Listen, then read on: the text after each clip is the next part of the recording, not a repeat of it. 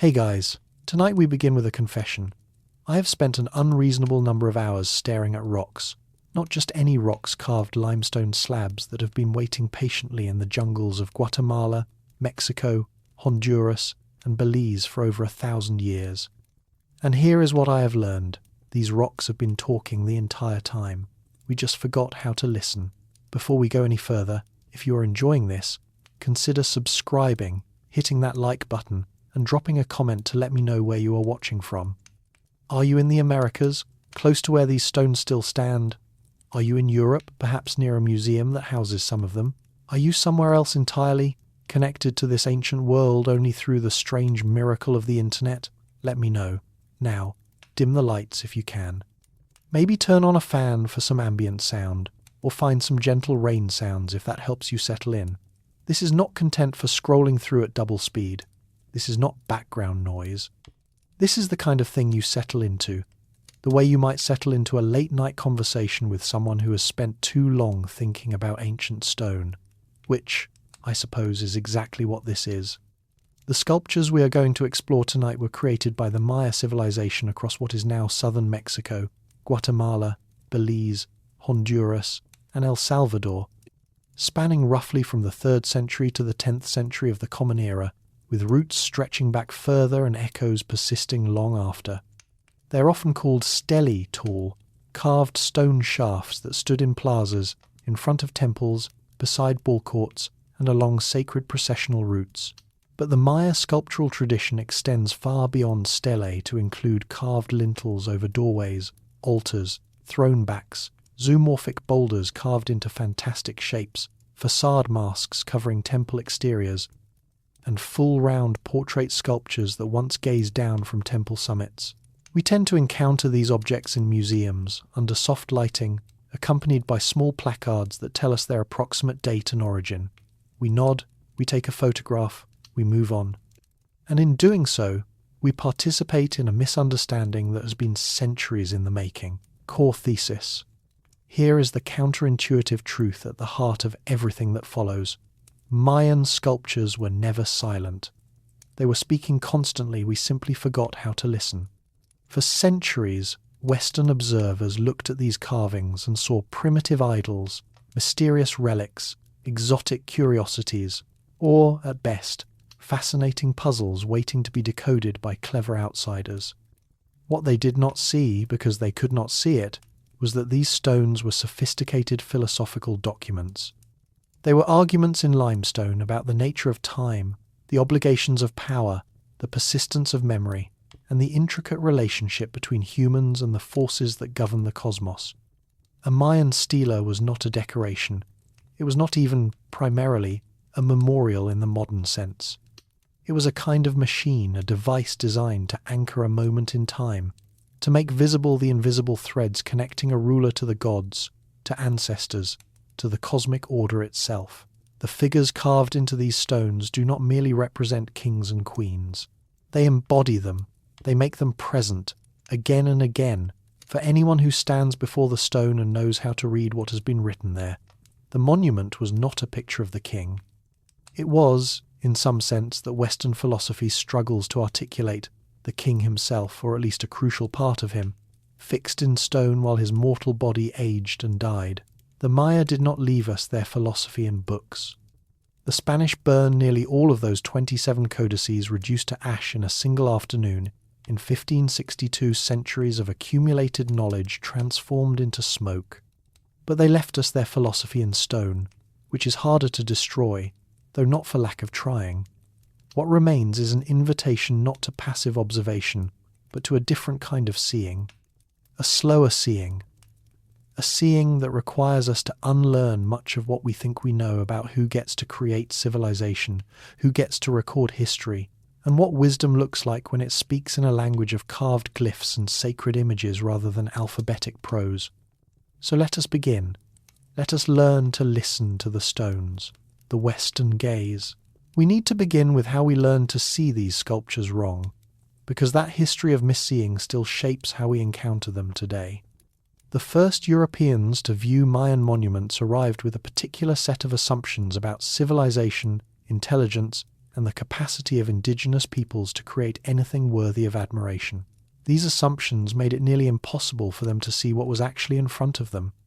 When European explorers and colonizers first encountered the ruins of Mayan cities overgrown, half swallowed by jungle, populated by the descendants of the people who had built them but no longer living in their monumental centers, they faced a problem. The problem was that what they saw did not fit their assumptions about who was capable of creating complex civilization. Here were temples rivaling the pyramids of Egypt. Here were inscriptions covering vast surfaces with intricate symbols. Here were portrait sculptures of individuals dressed in elaborate regalia, clearly representing figures of great importance. And here, living in villages around these ruins, were indigenous peoples whom the Spanish had characterized as primitive, as savages, as fit only for conversion or exploitation. The prevailing belief, comfortable and self-serving, was that sophistication required European contact. If great stone cities existed in the Americas, they must have been built by a lost tribe of Israel, or wandering Phoenicians, or survivors of Atlantis. Or perhaps this theory persisted longer than you might think ancient Egyptians who had somehow crossed the Atlantic. Anyone, really, except the indigenous peoples who actually lived there and who claimed these sites as the work of their ancestors. To acknowledge that the Maya had built these cities themselves would have required revising fundamental assumptions about race, civilization, and the superiority that Europeans used to justify conquest. When John Lloyd Stephens and Frederick Catherwood travelled through the Yucatan and Central America in the 1830s and 1840s, documenting Mayan ruins with remarkable precision, they grasped something their predecessors had denied. Stephens was an American lawyer and diplomat with a passion for antiquities. Catherwood was a British architect and artist who had already documented ancient sites in Egypt and the Middle East. Together, they hacked through jungle, battled mosquitoes and malaria, negotiated with local landowners, and produced illustrated accounts that would transform Western understanding of the Maya. Catherwood's drawings, meticulous, detailed, capturing every glyph and ornament, showed European audiences what these sculptures actually looked like. Stephens' prose communicated the scale and sophistication of what they had found. And crucially, both men acknowledged what earlier observers had denied. These cities were built by the ancestors of the Maya people who still inhabited the region. We are not warranted in going back to any ancient nation of the old world for the builders of these cities. Stephens wrote, "They are not the work of people who have passed away, but of the same great race which still clings around their ruins."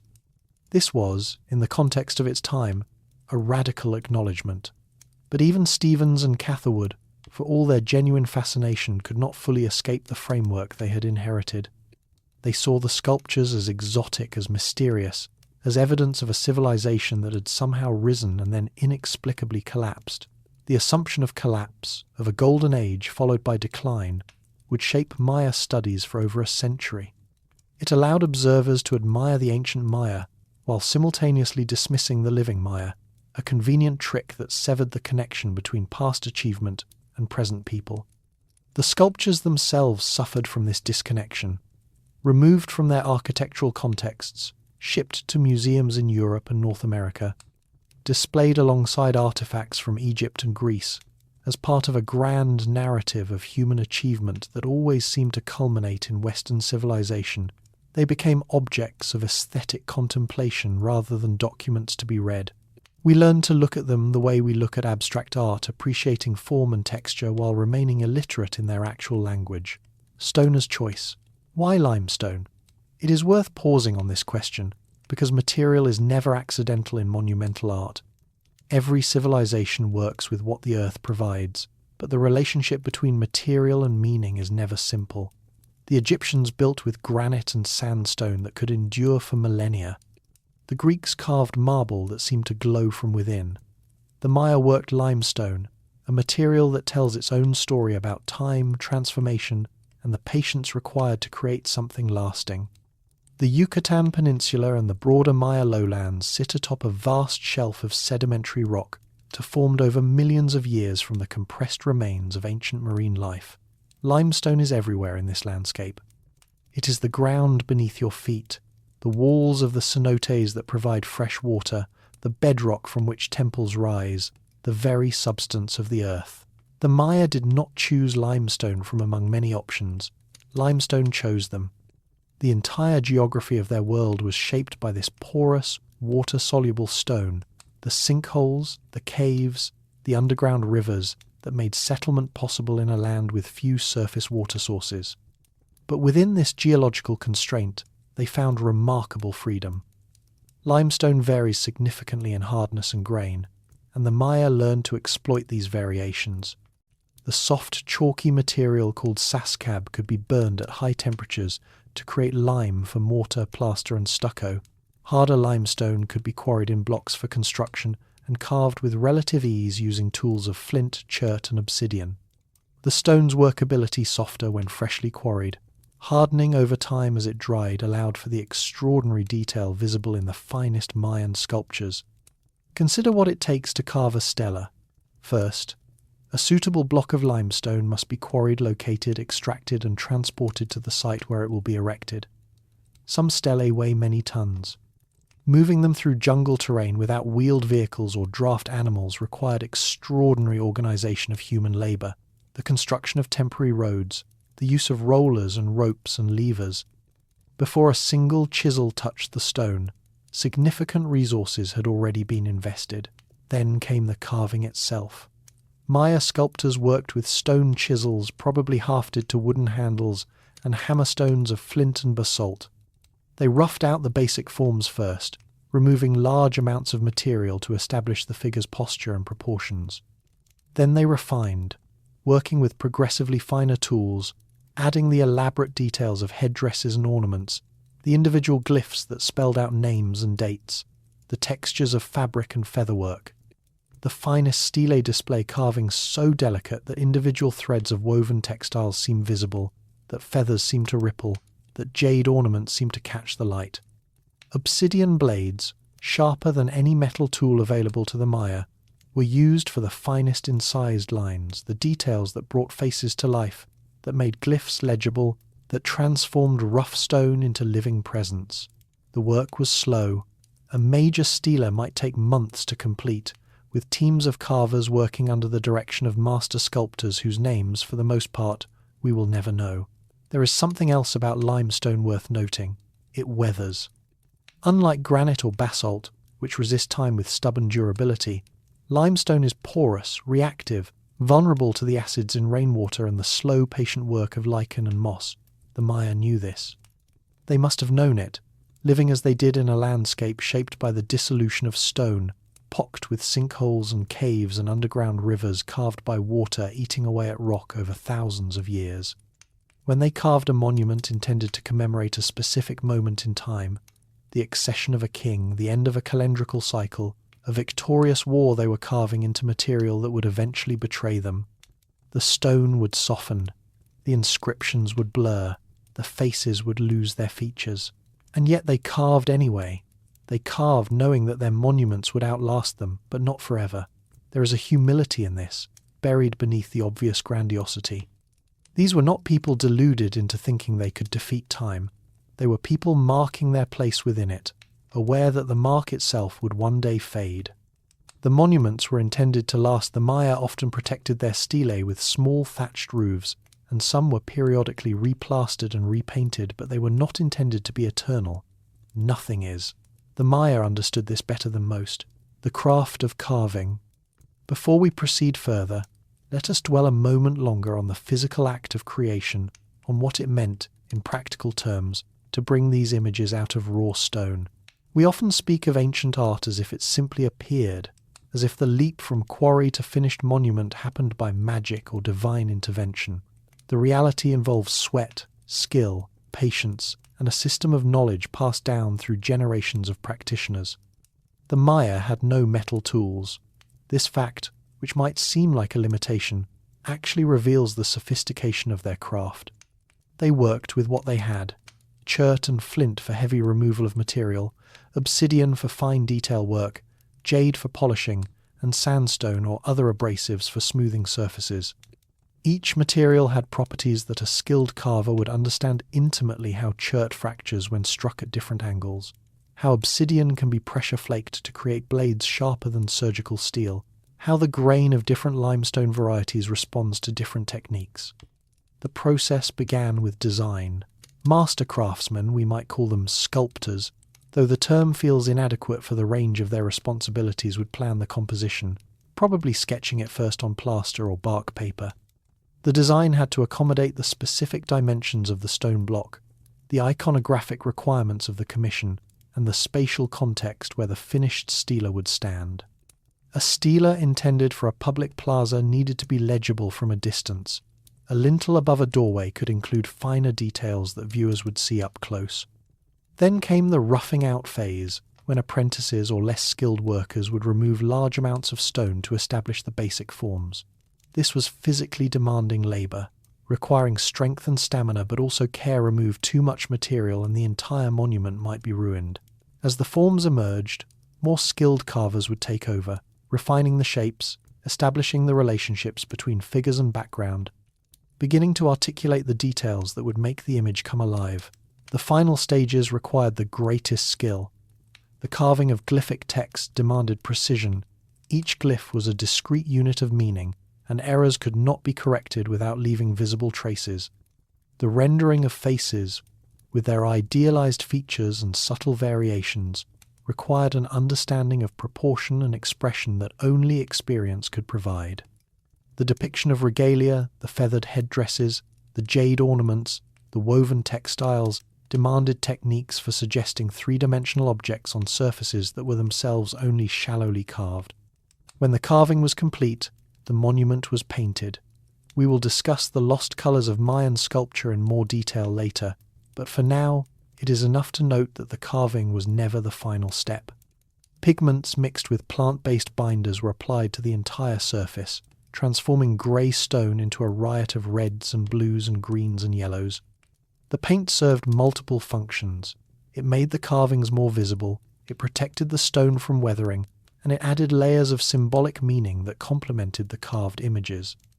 The sculptors who did this work remain, for the most part, anonymous.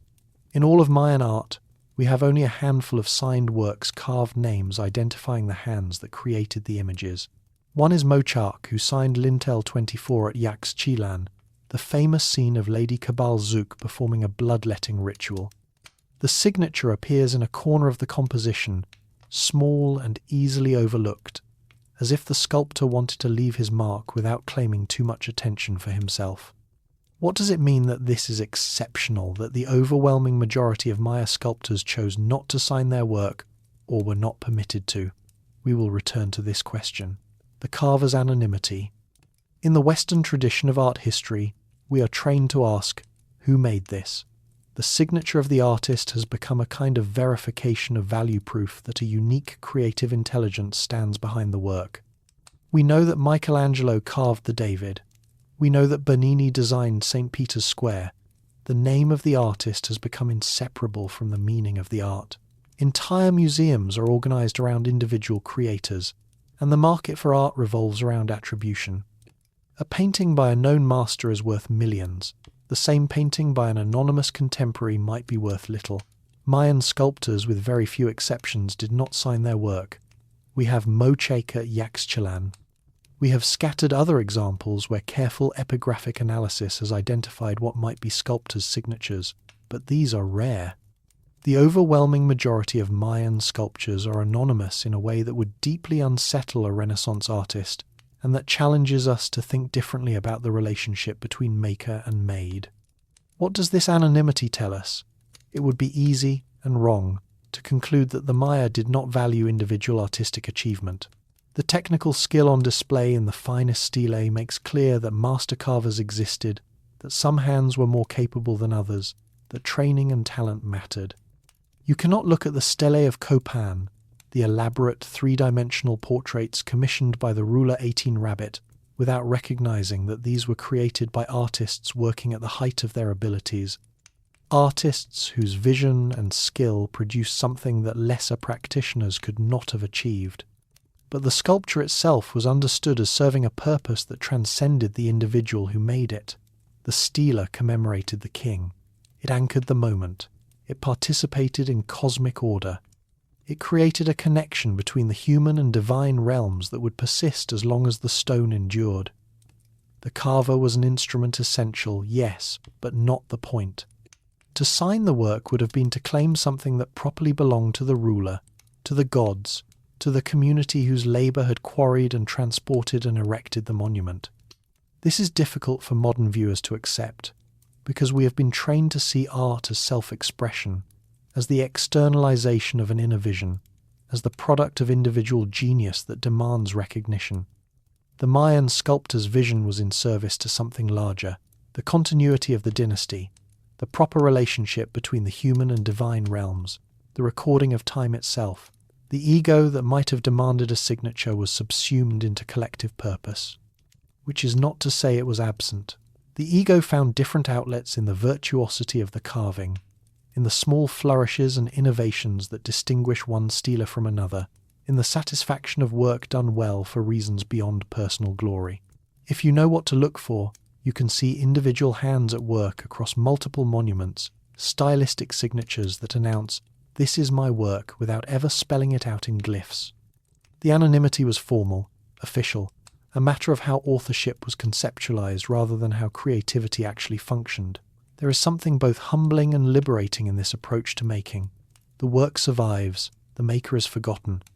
And yet the work could not exist without the maker, without the hands that held the chisel, the eyes that judged the proportions, the decisions made moment by moment throughout the long process of creation. To stand before a Mayan stela is to stand before the work of a specific human being, whose name we will never know, whose life we can barely imagine, but whose skill remains visible 1,000 years later.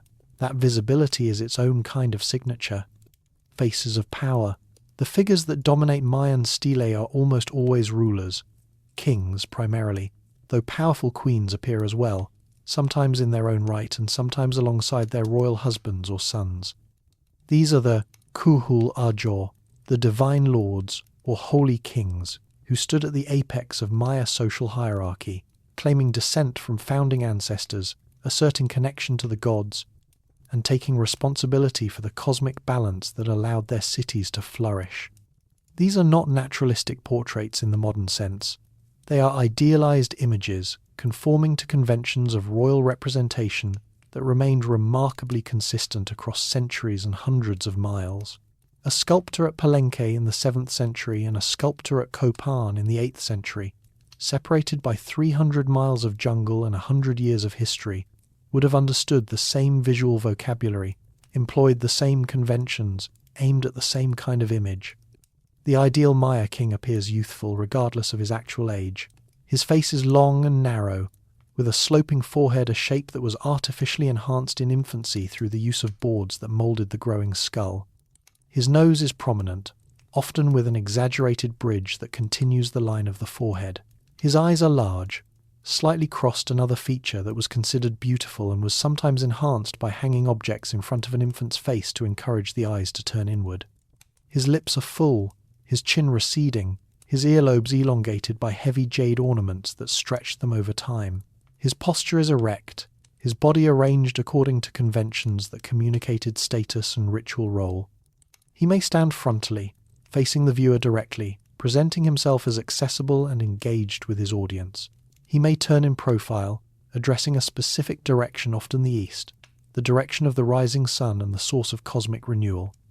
He may hold objects that mark his status, a serpent bar symbolizing his role as the axis connecting sky, earth, and underworld, a staff topped with the image of the god Kawil, whose lightning leg made him a patron of royal power, an eccentric flint representing the thunderbolt with which gods struck down enemies. He wears a headdress that may rise several feet above his head, incorporating the images of gods, sacred animals, and ancestral figures. The complexity of these headdresses is staggering, layer upon layer of symbolic elements, each carrying meaning that would have been legible to educated viewers. Here is the face of the principal bird deity, the cosmic bird that perches atop the world tree. Here is the image of a jaguar, signifying royal power and the ability to move between the realms of light and darkness. Here are the feathers of the quetzal, the resplendent bird whose plumage was reserved for royalty. Here is the serpent, symbol of vision and the portal through which ancestors communicate with the living. His jade ornaments, ear flares, pectorals, wristlets, anklets catch the light and mark him as someone wealthy enough to possess the material the Maya valued above all others. Jade was associated with maize, with water, with breath, with life itself. It was the most precious substance in the Maya world, more valuable than gold, traded across vast distances, worked with painstaking skill into ornaments that announced their wearer's status. The jade on a royal portrait is not merely decoration.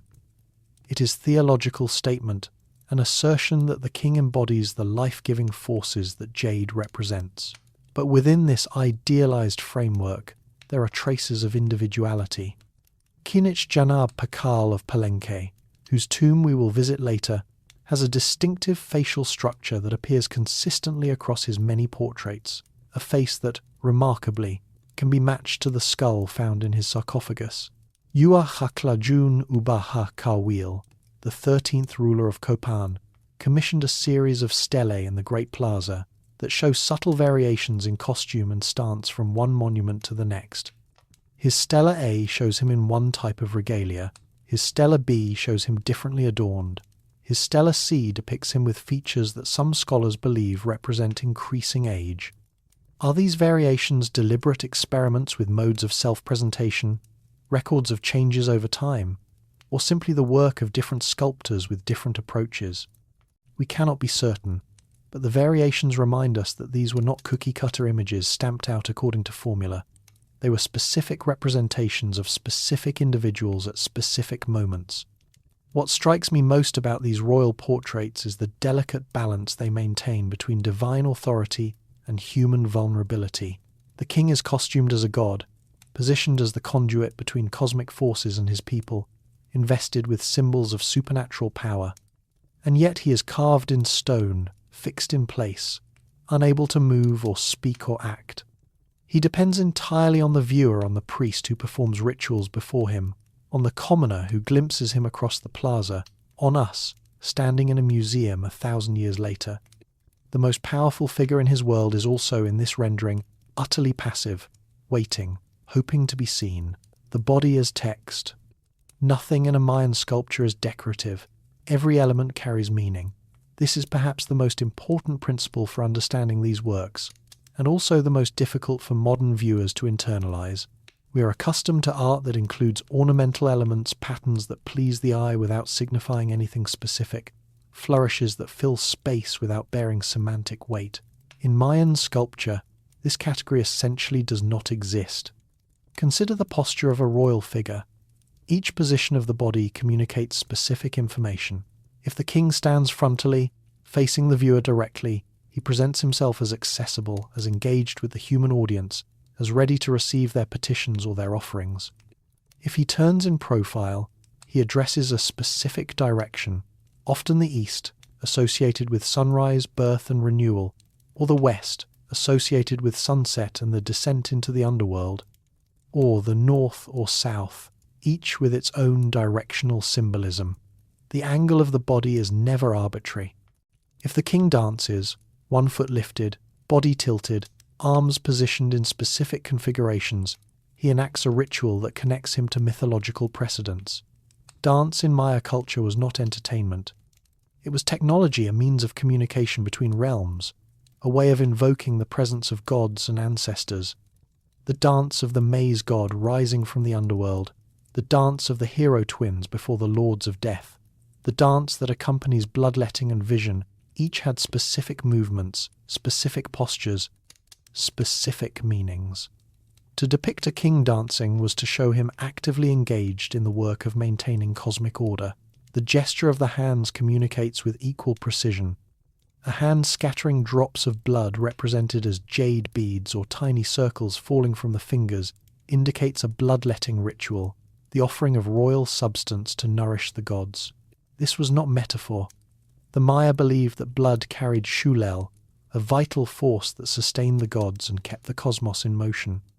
When a king or queen drew blood from tongue, ear, or genitals and scattered it over bark paper or allowed it to soak into cloth, they were feeding the divine, performing an essential service that only royalty could provide. A hand extended in a gesture of reception marks the king as the recipient of divine favor or supernatural vision. The Maya understood that communication with the divine was reciprocal offerings flowed upward to the gods, while guidance and power flowed downward to humans. The king positioned himself at the center of this exchange, giving and receiving, maintaining the flow that kept the world alive. A hand grasping a bound captive by the hair signals military victory and the right to sacrifice. Warfare in the Maya world was not primarily about territory or resources. It was about captives, high-status individuals who could be displayed, humiliated, and eventually sacrificed in rituals that demonstrated the victor's power and pleased the gods who had granted victory. The grip on the hair, forcing the captive's head up and back, is a gesture of dominance that appears consistently across sites and centuries. The regalia, too, speaks. The specific feathers in a headdress identify the wearer's connection to particular deities: Quetzal feathers for the celestial realm, owl feathers for the underworld, macaw feathers for the sun. The pattern woven into a royal loincloth may represent a specific textile design with political significance, marking alliance with or conquest of a particular city. Even the sandals on a king's feet carry meaning, their style indicating his role at that particular moment: warrior, priest, dancer, ruler. The arrangement of the composition itself conveys information. Larger figures dominate smaller ones. The king towers over his captives, over his attendants, over the priests and nobles who might accompany him. Vertical placement indicates hierarchy: the celestial above, the terrestrial in the middle, the underworld below. The division of the stone into registers creates a narrative structure, with events unfolding in sequence from one zone to the next.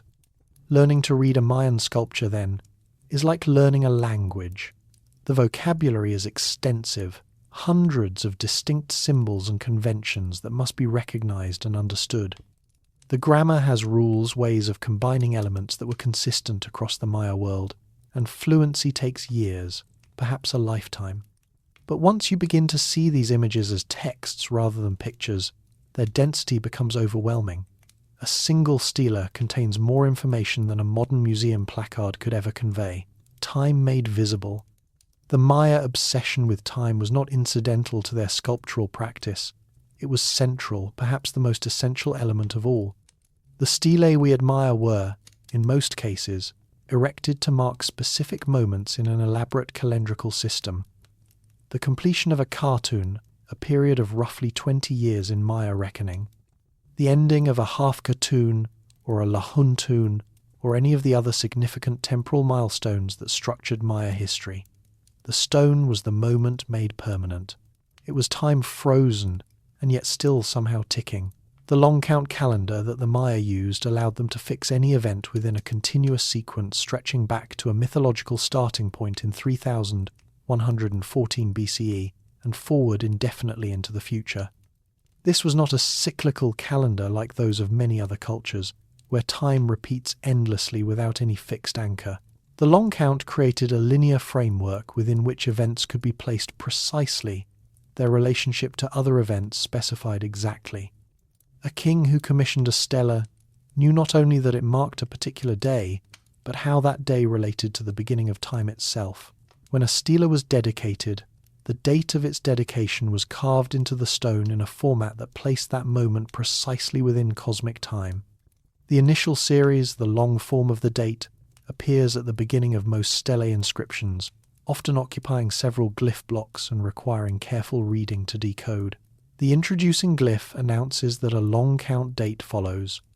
Then come the coefficients and period glyphs, the number of baktuns, periods of 144,000 days, katuns, 7,200 days, tons, 360 days, winals, 20 days, and kins, single days that have elapsed since the creation date, then the position in the 260-day sacred calendar and the 365-day solar calendar, along with information about the lunar cycle and the 9 lords of the night. The date was not background information. It was often the opening statement, the first thing a literate viewer would read, establishing when this monument came into being, and thus when its commemorative power began. The king who appears on the stela exists in a specific temporal location, not timeless, not eternal, but precisely dated, precisely placed within the flow of cosmic history. This relationship to time differed fundamentally from Western conceptions. For the Maya, time was not a neutral medium through which events moved. Time was itself alive, charged with different qualities depending on the period in question. Certain days were auspicious for certain activities, for warfare, for marriage, for the dedication of buildings, for the accession of rulers.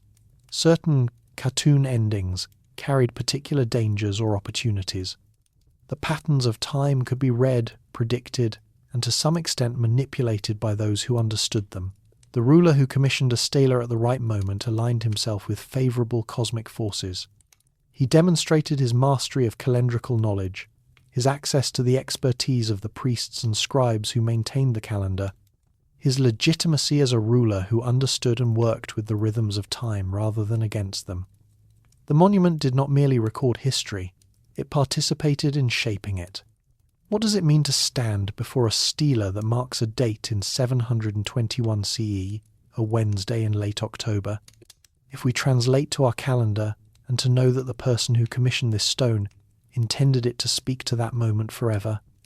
The king wanted to be remembered. He succeeded, but not in the way he imagined. We remember the date. We remember his face, idealized and eternally youthful. We often do not remember his name, because the glyphs that spelled it have eroded or because the scholarly consensus on how to read it has shifted. Time, in the end, is selective about what it preserves, the world tree and the cosmic axis. To understand what the Maya were trying to accomplish with their sculptures, we need to understand how they conceived of the cosmos. The universe, in Maya thought, was structured around a great world tree, a ceiba, the towering silk cotton tree native to the Maya lowlands, whose trunk connected the three levels of existence and whose branches and roots extended into realms beyond human sight. Above was the sky, home to celestial deities, the sun and moon and the eternal cycling of the stars. The sky was not empty space, but a living realm, populated by beings whose actions influenced everything that happened below. The sun, rising in the east and setting in the west, was not merely a ball of fire, but a deity who journeyed each day across the sky and each night through the underworld, defeated and reborn in an endless cycle. Below was Xibalba, the place of fright, an underworld ruled by death gods, populated by demons, and traversed by the souls of the dead on their journey toward rebirth or oblivion. Xibalba was not hell in the Christian sense, not primarily a place of punishment, but rather the realm of death and transformation through which all living things must eventually pass.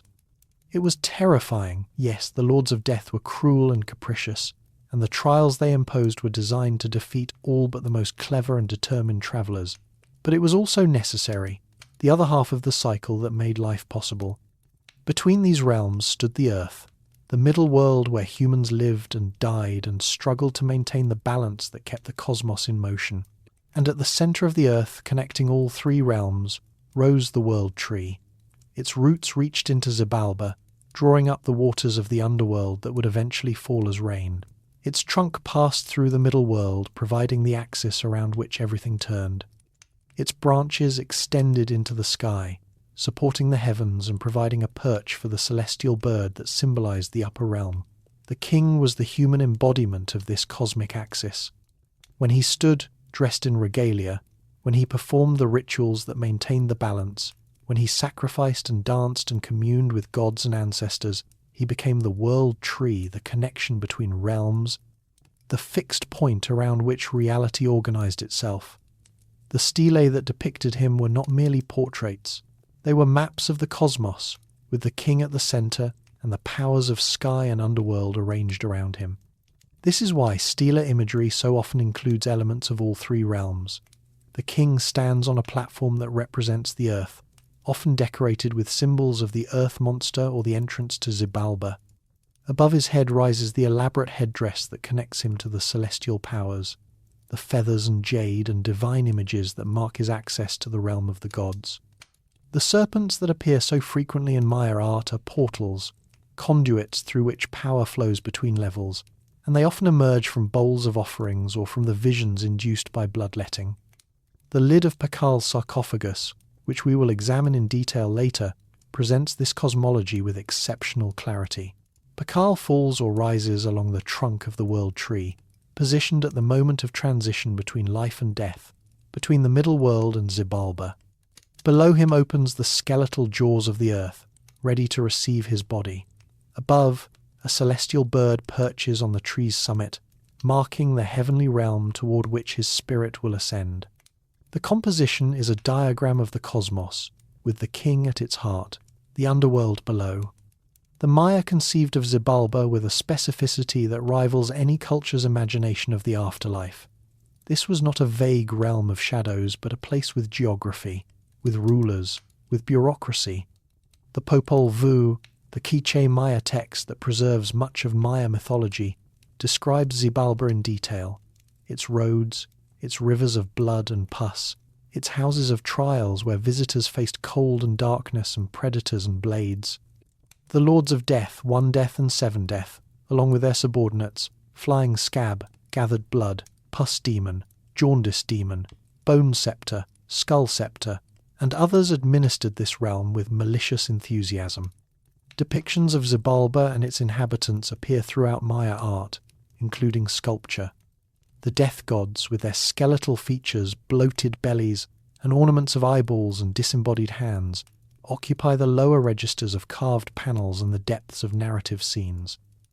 They are marked with specific iconographic elements that identify them, the percentage sign that represents death, the black spots on their bodies, the stepped haircut of the underworld, the disembodied eyes that dangle from their headdresses. These are not merely frightening figures designed to terrify the viewer, though they are certainly that. They are also, in their way, necessary the lords who must be appeased, the forces that must be navigated by anyone, living or dead, who wishes to pass through the underworld. The Maya did not worship death, but they respected it, acknowledged its power, understood that it was the other half of the life they cherished. The story of the hero twins, preserved in the Popol Vuh but depicted in classic period art centuries before that text was written, dramatizes this necessary relationship with death. Hunahpu and Expalanque, the twin brothers, descend to Xibalba after their father and uncle have been killed there. They survive the tests imposed by the Death Lords, the House of Darkness, the House of Cold, the House of Jaguars, the House of Fire, the House of Bats through cleverness, courage, and a willingness to sacrifice themselves when necessary. In the end, they defeat the Lords of Death, rise again from the underworld, and ascend to become the sun and moon. This is a story of triumph, but it is also a story of acceptance. The twins do not avoid death, they pass through it. They do not destroy Xibalba, they establish a new relationship with it. And their victory is made possible by their willingness to die, to be burned, ground into powder, scattered in the river, and then reassembled and restored. The lesson is clear. Death is not the end, but a stage in a cycle, a transition that can be survived by those who understand its rules and meet its challenges with appropriate skill. Kings claim this story for themselves. The royal tombs buried beneath Maya temples were modelled on mythological precedent. The descent into Xibalba, the journey through darkness, the eventual emergence and rebirth. The monuments that commemorated dead rulers showed them in postures of transformation, positioned between the worlds, ready to rise again as their mythological exemplars had risen. The sculptures that depicted living rulers showed them costumed as the maize god who also dies and is reborn, or as the hero twins themselves, asserting their mastery over death even while still alive. The sculptures that survive do not let us forget the underworld. Beneath the idealized faces of kings, beneath the triumphant postures of warriors, beneath the elaborate regalia and the careful recording of dates, there is always the acknowledgement of what waits below, fear and comfort carved side by side. Gods in stone. Mayan deities resist easy categorization. They are not the clearly differentiated figures of Greek mythology, with their distinct personalities and domains and family relationships. Instead, they are fluid, overlapping, capable of merging with one another and with human rulers in ways that Western religious frameworks struggle to accommodate. A single deity might appear in dozens of different aspects, each with its own name, its own iconography, its own role in the cosmic order.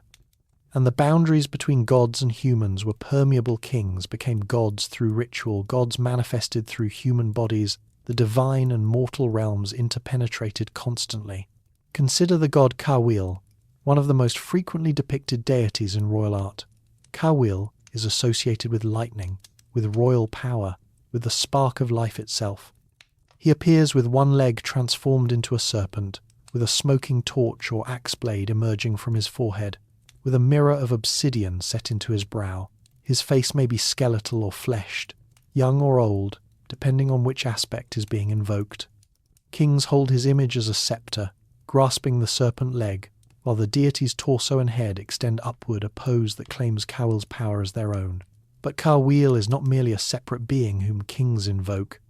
In certain contexts, the king becomes Carwil, transforms into the deity through ritual, through costume, through the performative power of the ceremony depicted on the stela. The boundary between holding the Carwil scepter and being Carwil is not always clear, and perhaps that ambiguity is intentional. The king channels divine power. The king is divine power. Both statements can be true simultaneously. Or consider the maize god, that beautiful, youthful figure with corn silk hair who represents the fundamental cycle of planting, growth, death, and rebirth that sustained Maya agriculture and Maya civilization itself. The maize god dies when the corn is harvested, his head severed, his body consumed. He journeys through the underworld, passing through Xibalba as the hero twins passed through it. He rises again when the new crop sprouts, emerging from the cracked earth just as the corn plant emerges from the ground. Kings identified themselves with this cycle, presenting their own lives as iterations of the maize god's eternal return.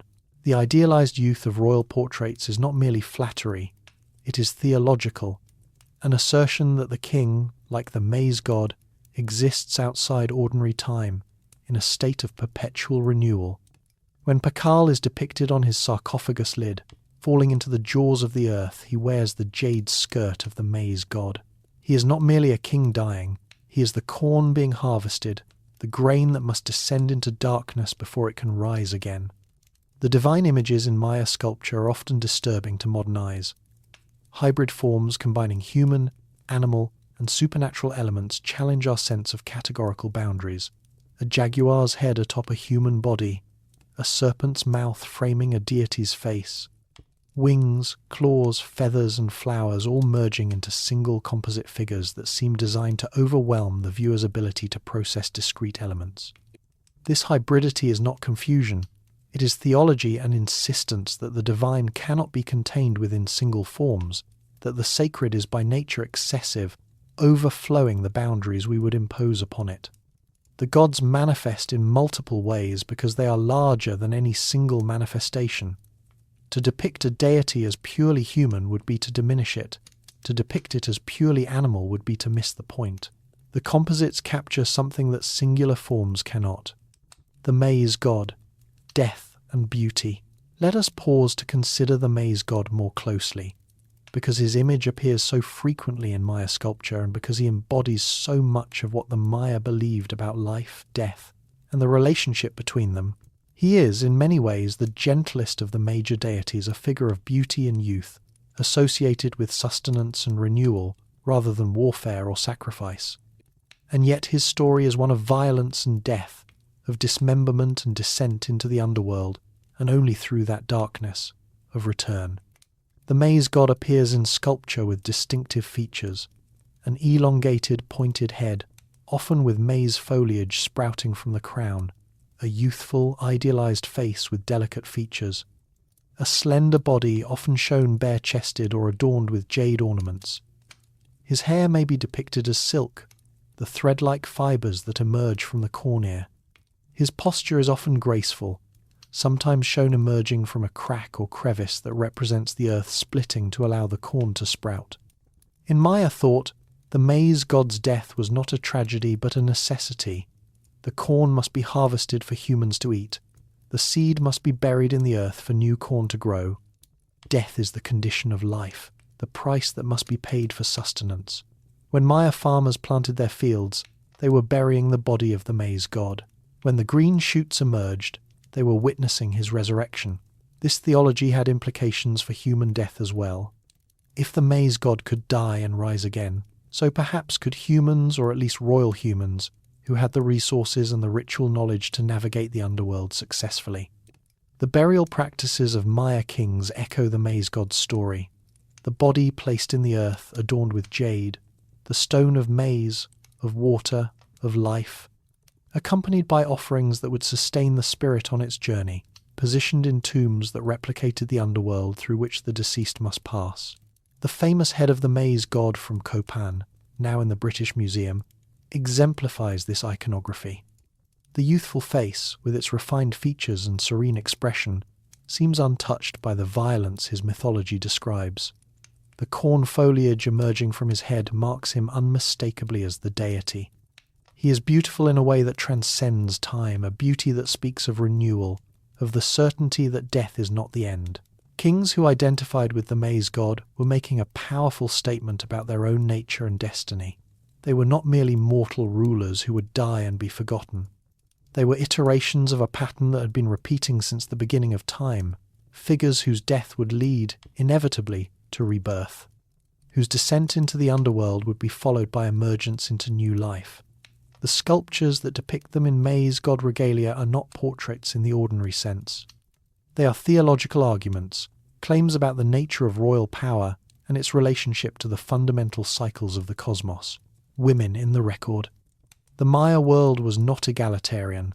Political power was concentrated in the hands of royal dynasties, and those dynasties were predominantly male. Succession typically passed from father to son, and the Kuhul Ajor, the divine lord, was usually a man. But within this patriarchal framework, women of high status could achieve remarkable prominence, and Maya sculpture preserves their images with the same care lavished on their male counterparts. Lady Six Sky, known in Mayan as Wak Chanil Ajar, offers perhaps the most striking example.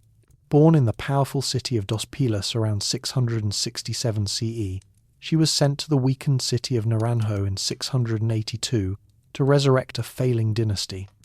Naranjo had been defeated in war, its ruling line broken, its power shattered. Lady Six Sky's arrival marked the beginning of a new era, a renaissance that would see Naranjo rise again to regional prominence. The stelae commissioned during and after her arrival tell a remarkable story. They depict her standing over bound captives, a pose typically reserved for victorious kings. Her foot rests on the body of a defeated enemy.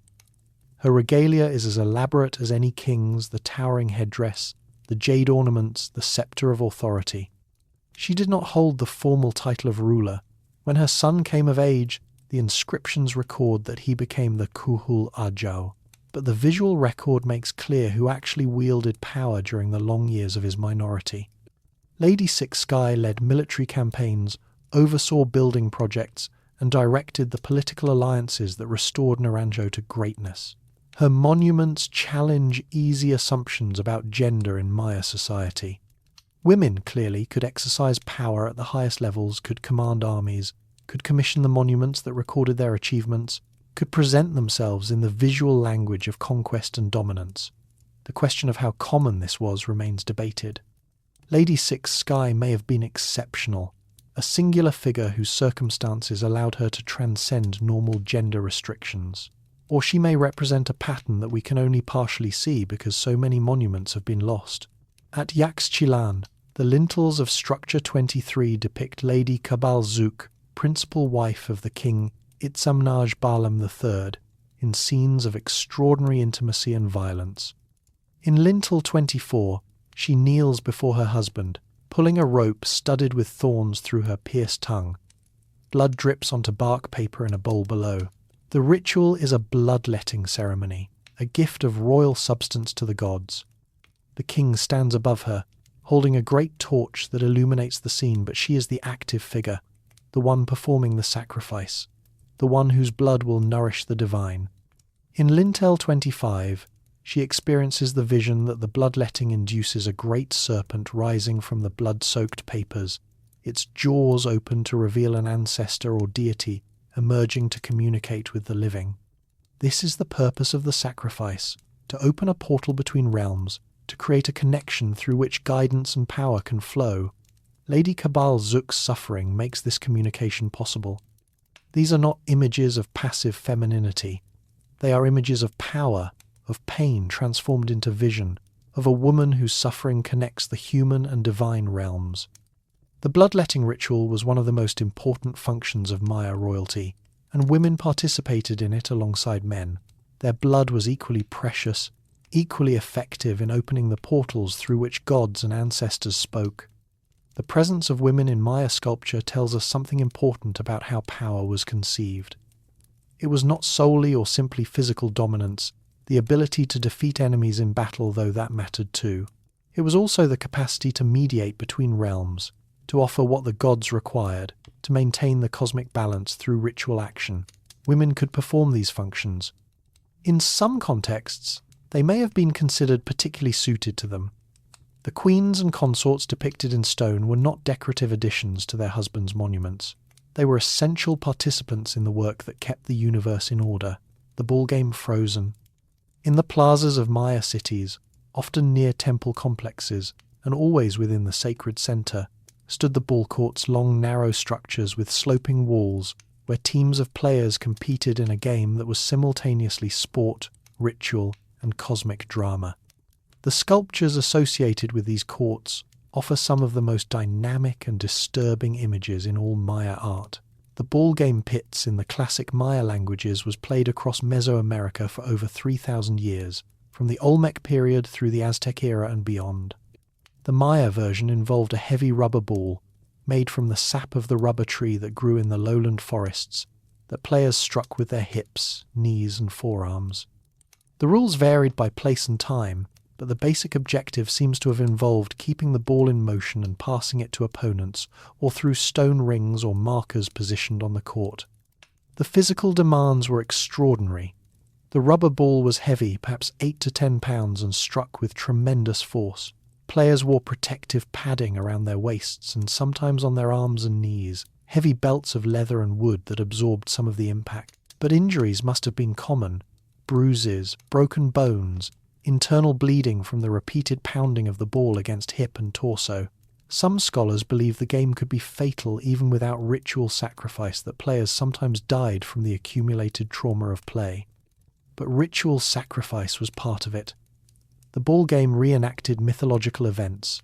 The contest between the hero twins and the lords of Xibalba, the struggle between the forces of life and death that played out in the underworld before the creation of the current world.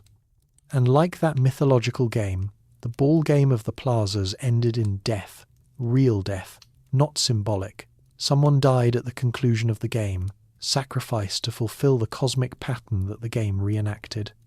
The great ball court at Chichén Itzá features carved panels depicting players with blood streaming from their severed necks. The blood transforms into serpents as it flows, the serpents curling outward in patterns that suggest new growth, new life emerging from death. Whether the sacrificed were victors or vanquished remains debated among scholars. One theory holds that the winners were sacrificed, that being chosen for death was an honor, a privilege earned through athletic excellence, a direct ticket to the celestial realm, rather than the difficult journey through Xibalba. Another theory holds that the losers were sacrificed, their deaths a natural consequence of defeat. Either interpretation carries its own terrible logic. The sculptures freeze this drama in stone, players in full regalia, their protective padding visible, their bodies caught in the motion of the game, stretching, twisting, preparing to strike the ball. The musculature of their bodies rendered with attention to the physical demands of the sport, captives kneeling beside the court, awaiting their fate, their arms bound, their expressions where visible resigned or terrified. Ball court markers carved with images of the bound and the about to die, placed at the centre of the court where the game would be played and the sacrifice would occur. These images do not allow us the comfort of separating sport from sacrifice, entertainment from terror. The Maya saw no such separation. The ball was the sun moving through the underworld. The players were the hero twins. The court was the surface of the earth beneath which Xibalba waited. The loser, or perhaps the winner, would nourish the gods with blood. It was all one thing. one continuous reality in which play and death were aspects of the same cosmic necessity, captives and conquest. Maya warfare was not primarily about territory. It was not about resources or trade routes or strategic advantage in the ways that modern military historians analyze. It was about captives. The goal of military action, as depicted in sculpture and recorded in inscriptions, was to seize high-status individuals from rival polities, ideally nobles, preferably rulers themselves, and to bring them back for public display, ritual humiliation, and eventual sacrifice. The stelae and lintels that commemorate these victories are among the most viscerally uncomfortable images in Maya art. They require us to look at cruelty, to see the pleasure that victors took in the suffering of the defeated, to acknowledge that the civilization we admire for its artistic achievements was also a civilization that celebrated violence in ways we find disturbing. The conventions are consistent across sites and centuries. The victor stands or sits in a position of dominance, often elevated, often dressed in his finest regalia, as if the defeat of enemies were itself a kind of ceremonial occasion.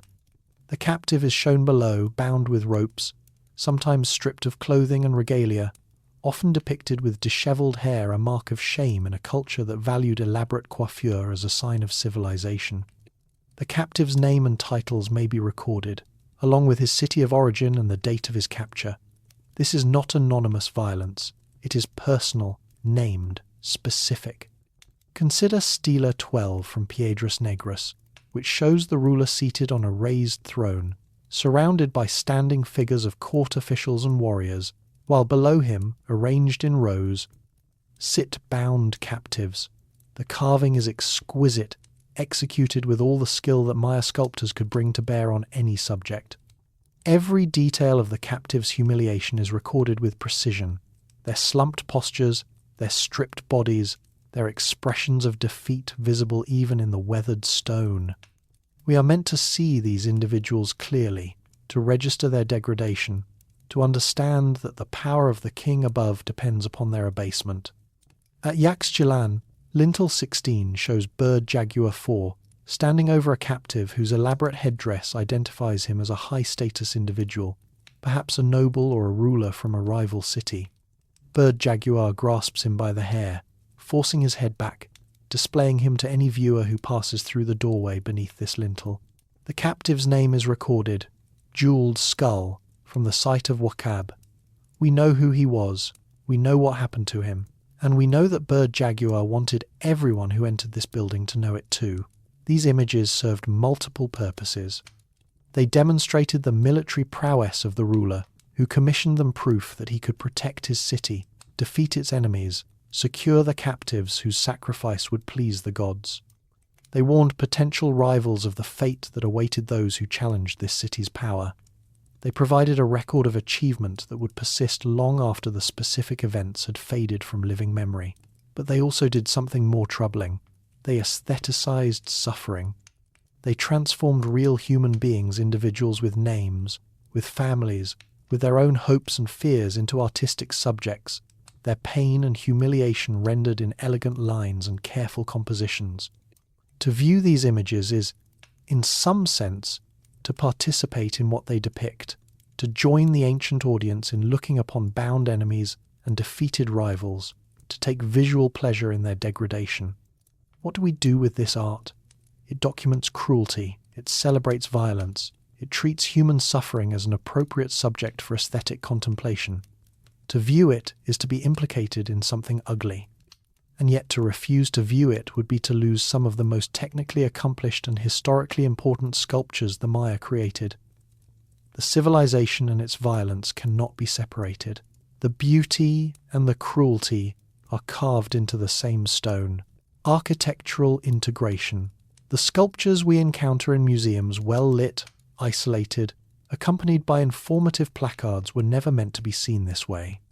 They were components of larger architectural programs, embedded in built environments that gave them meaning through spatial relationship, alignment, and ritual use.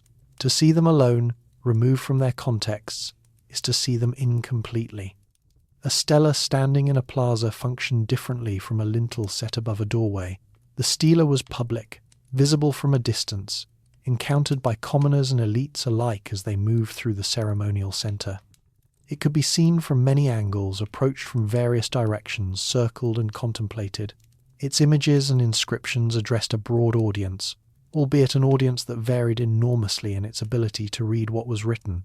Most commoners could not read the glyphic texts. They would have recognized the visual language, the king in his regalia, the captives at his feet, the symbols of cosmic power that surrounded him, but the specific names and dates, the precise records of events, would have been available only to those with specialized knowledge. The stela communicated on multiple levels simultaneously. The illiterate viewer received one message, the partially literate another, the fully literate yet another. The lintel, by contrast, was intimate. You passed beneath it, looked up to see the carved scene directly overhead, stood within the space that the image framed. The lintel at Yaxchilan, showing Lady Cabal Zook's bloodletting, would have been viewed by someone entering the doorway beneath it, entering perhaps to participate in similar rituals, to offer their own blood as the Queen had offered hers. The image was not a distant spectacle, but a model for action, a guide for what was about to happen in the space beyond. Temple facades were covered with massive stucco masks, images of deities, of sacred mountains, of the cosmic forces that the temple embodied. At sites like Uxmal, the Puk-style architecture features elaborate mosaic facades with hundreds of repeated masks of the rain god Cheak, his hooked nose extending outward from the wall surface in 3 dimensions. These masks were not illustrations of the god. They were the god, or at least the god's presence, made visible in architectural form. To approach such a temple was to approach the sacred itself, to enter into relationship with powers that the architecture made present. The placement of stelae followed careful logic. They marked directional axes, aligned with astronomical events, the solstices and equinoxes. The rising and setting points of Venus created relationships with other monuments that could only be understood by someone who moved through the space and saw how each stone connected to the others. A single stela, removed to a museum, is like a word removed from a sentence. It still carries meaning, but the full meaning required the sentence, the paragraph, the complete text of the ritual landscape, paint that vanished. Here is something that may surprise you. The grey stone sculptures we admire were originally painted in vivid colours.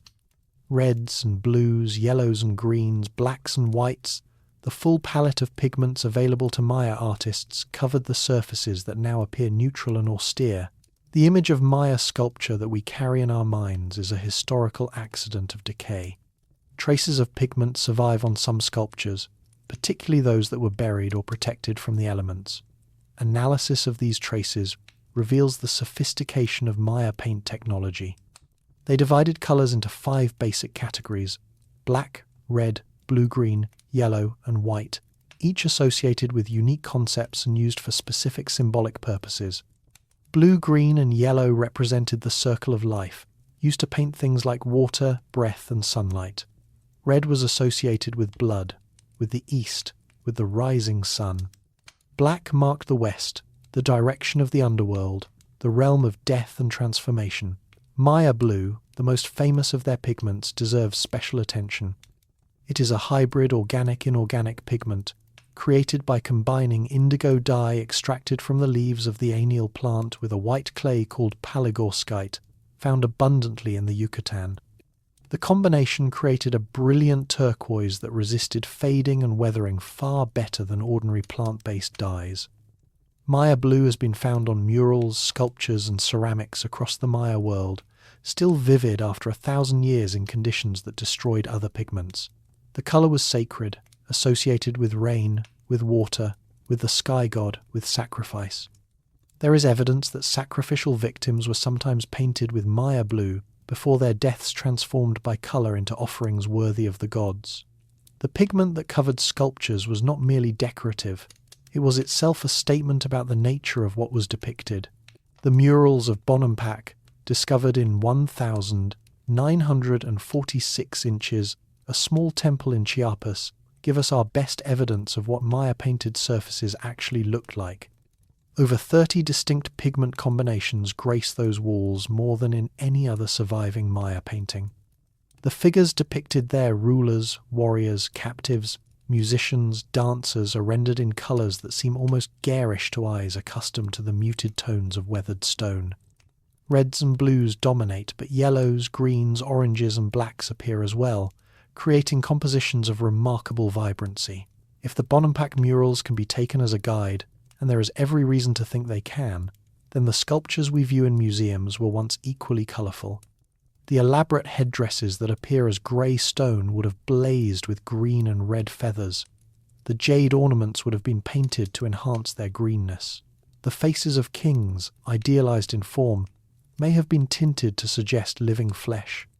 The glyphs that we strain to read would have been highlighted with contrasting colours, making them visible and legible from greater distances.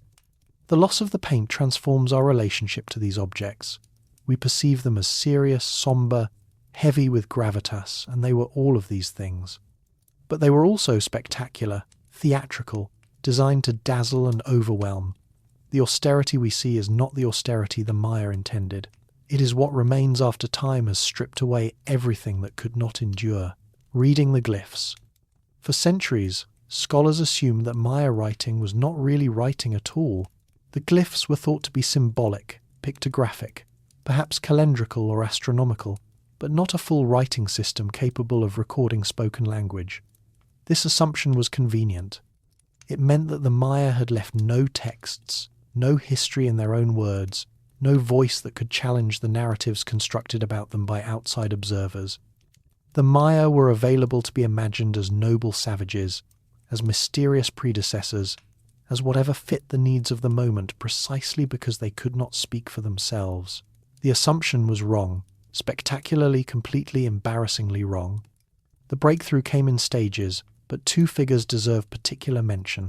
In the 1950s, a young Russian linguist named Yuri Knorozov, working in Leningrad without ever visiting Maya sites, proposed something revolutionary. That Maya glyphs were at least partially phonetic, that they represented sounds, not just ideas, and that these sounds could be used to spell words in the Maya languages that millions of people still spoke. He used the alphabet that Diego de Landa had recorded in the 16th century. Ironically, the same man who had burned the Maya books to identify syllabic values for many glyphs.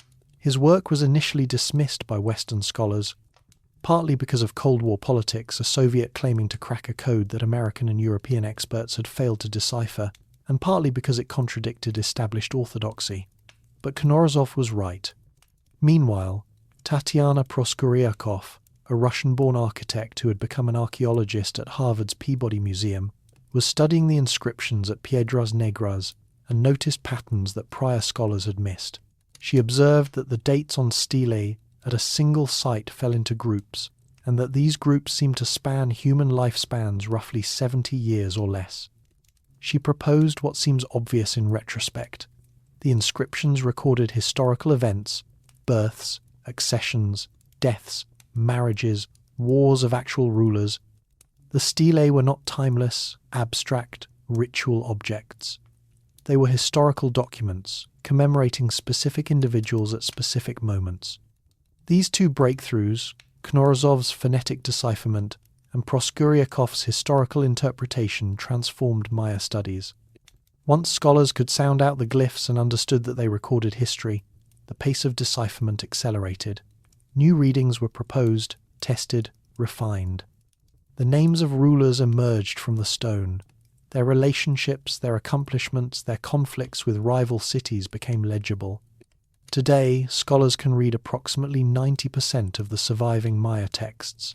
We know the names of kings and queens, the dates of their reigns, the cities they conquered, and the captives they took.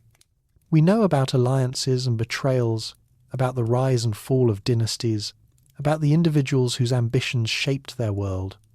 The sculptures speak to us now in ways that were impossible a century ago. And yet reading is not the same as understanding. We can pronounce the names of kings carved into stelae 1,000 years ago. We cannot fully inhabit the worldview that gave those names their meaning. We can translate the glyphs that record a bloodletting ceremony. We cannot feel what it felt like to pull a thorned rope through our tongue, to watch our blood drip onto bark paper, to believe that this pain would open a portal to the gods. The scripts are deciphered. The meanings remain partially mysterious. Mini-documentary, The Tomb of Pakal. Let us descend now into one of the most remarkable spaces in the ancient Americas, a space that for over 1,000 years waited in darkness for visitors who never came, its secrets preserved by the weight of the pyramid above it. The Temple of the Inscriptions rises above the ruins of Palenque, a city in what is now Chiapas, Mexico, cradled by jungle-covered hills where howler monkeys call at dawn and mist rises from the forest floor. It is a pyramid, 9-tiered, surmounted by a temple structure whose interior walls are covered with hieroglyphic text, 620 glyphs, the longest such inscription known from the Maya world. For decades, archaeologists studied these texts, puzzled over their meaning, and assumed as they assumed of all Maya pyramids that the structure was a temple and nothing more. Then, in 1948, the Mexican archaeologist Alberto Ruz-Luyer noticed something peculiar. The floor of the temple atop the pyramid was not solid. It contained a large stone slab with finger holes along its edges, as if designed to be lifted. Ruz began to excavate, and found beneath the slab a rubble-filled stairway leading down into the pyramid's interior. It took 4 years to clear the passage. Season after season, Ruz and his team removed rubble, descended further into the darkness, wondering what lay at the bottom.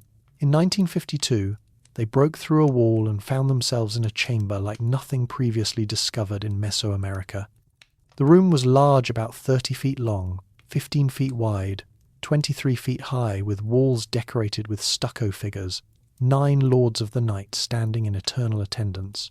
And at the centre of the room, a massive limestone sarcophagus, its lid carved with one of the most complex and beautiful images in all of pre-Columbian art. The sarcophagus lid weighs approximately 5 tons. It measures 12 feet by 7 feet, and its surface is covered with imagery so dense, so layered with symbolic meaning that scholars are still debating its interpretation. At the centre lies a figure, Kinich Janab Pakal, the great king of Palenque who ruled from 615 to 683 CE, a reign of 68 years that saw his city reach unprecedented heights of artistic and political achievement. Pakal is shown at the moment of death and rebirth. He falls or perhaps rises along the trunk of the world tree that connects sky, earth and underworld. His body is positioned in a way that suggests both descent and emergence, both dying and being born. Below him opens the skeletal maw of the earth monster, ready to receive him, its jaws forming the portal to Xibalba. Above, a celestial bird perches on the tree's summit, marking the heavenly realm toward which Pakal's spirit will ascend. The composition is not merely beautiful, it is theological. It presents Pakal's death as a cosmic event, a transition that follows the pattern established by the gods themselves. The world tree he traverses is the same tree that stands at the centre of the cosmos, connecting all levels of existence. His position on it asserts that he too stands at the centre, that his death is not a local event, but a cosmic one, with implications for the entire order of things. On his face, when Ruz first opened the sarcophagus, was a mosaic mask of jade over 200 pieces fitted together to create an idealized portrait. The features are regular, youthful, serene, the face of a god, or of a king who has become a god. His body had been adorned with jade jewellery, ear flares, rings, a belt, a pectoral. A jade bead had been placed in his mouth, sustenance for his journey through Xibalba, payment for the crossing that awaited him. At his side lay the bones of sacrificed attendants who would serve him in the afterlife, individuals killed to accompany their king, to continue in death the service they had provided in life. Their names are not recorded. They were instruments of the king's comfort, not subjects worthy of individual commemoration. The tomb of Pakal proved that Maya pyramids could function as funerary monuments, a discovery that reshaped understanding of Maya religion and architecture. Previously, scholars had assumed that Maya pyramids were purely ritual structures, platforms for temples where ceremonies were performed. Pakal's tomb showed that they could also be tombs, that the buildings themselves could be constructed around and above the burial of a king, that the entire edifice could serve as a monument to a single individual's death and hoped-for rebirth. But beyond its archaeological significance, the tomb offers something more.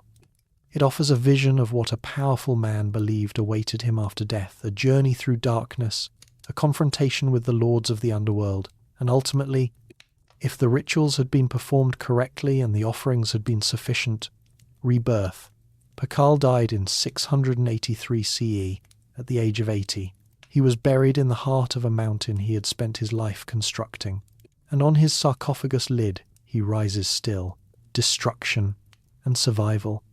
The Spanish arrived in the Maya world in the early 16th century, bringing with them guns, steel, horses, diseases, and an unshakable conviction that indigenous religion was devil worship. The sculptures we have been discussing, the stelae, the lintels, the facade masks, the altars were, in Spanish eyes, idols. They were abominations, tools of Satan, obstacles to the salvation of indigenous souls. They needed to be destroyed. Diego de Landa, a Franciscan friar who arrived in the Yucatan in 1549, embodied this destructive zeal. He learned the Maya language, won the trust of Maya converts, and threw himself into the work of evangelization with tireless energy. When he discovered that some of his converts were secretly continuing their traditional religious practices, venerating the old gods, performing the old rituals, refusing to abandon the beliefs of their ancestors, he launched an inquisition.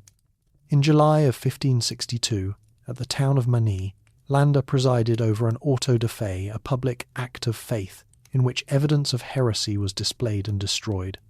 He ordered the burning of approximately 5,000 Maya cult images and 27 codices, bark paper books containing centuries of accumulated knowledge about astronomy, history, ritual, and the complex calendrical systems that structured Maya intellectual life. We found a large number of books in these characters.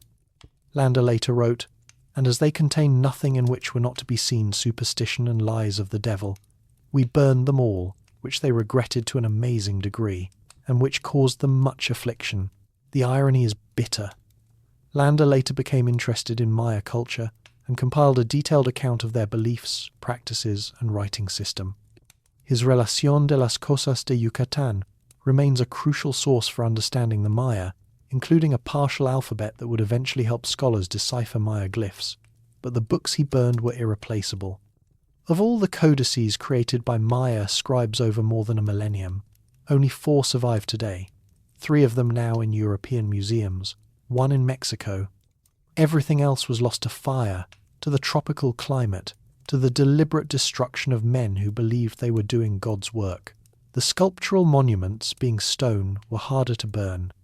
Some were toppled, defaced, buried their images chiselled away by zealous converts, their inscriptions obliterated by Spanish overseers who could not read them but knew they were dangerous.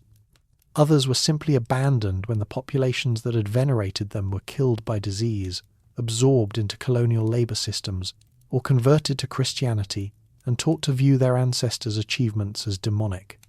The jungle, reclaiming the cleared plazas and temple complexes, protected what the Spanish had not bothered to destroy. Roots grew over fallen stelae, vines covered facades, trees sprouted from the tops of pyramids, their roots finding purchase in the mortar between stones. By the time European explorers returned to these sites in the 19th century, the sculptures were half swallowed by vegetation, their original contexts erased, their meanings largely forgotten even by the Maya descendants who still live nearby. What survives, then, is not a complete record. It is what escaped what was overlooked, what was too remote, what was buried and forgotten, what the earth itself chose to preserve. Every sculpture in a museum is a survivor, not just of time, but of systematic efforts to erase it. They exist despite the intentions of those who sought to destroy them. Mini-documentary, The Lintels of Yaxchilan. Structure 23 at Yaxchilan sits atop an artificial terrace overlooking the Usumacinta River, deep in the lowland jungle of Chiapas.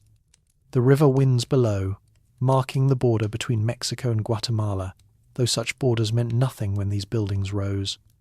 Yaxchilan was powerful then, dominating the river trade that connected highland and lowland, controlling territory that its rulers would expand through war and alliance and advantageous marriage.